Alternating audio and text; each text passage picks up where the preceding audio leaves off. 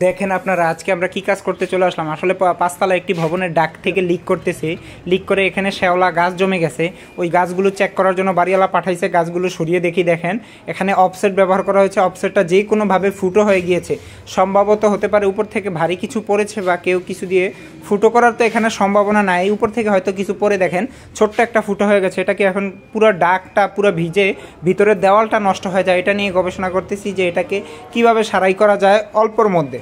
তাই আমরা একটা সকেট নিয়ে নিলাম। ওই সকেটটাকে কেটে নিচ্ছি আমরা 1.5 ইঞ্চি পরিমাণে। তারপর দেখেন আমরা খুব সহজেই আলহামদুলিল্লাহ সফল হই। সবচেয়ে বড় কথা হচ্ছে কাজ শেষে কিন্তু আমরা সফল হই। দেখেন ওই যে উপর থেকে যখন পাঁচতলা থেকে যখন পানিগুলো পড়ে, এখানে এসে আপনার এদিক দিয়ে পানিগুলো নিচে পড়ে যায়। আর আলহামদুলিল্লাহ এটা মলের লাইন না হওয়াতে আরও বেশি সহজ হয়েছে আমাদের কাজটা।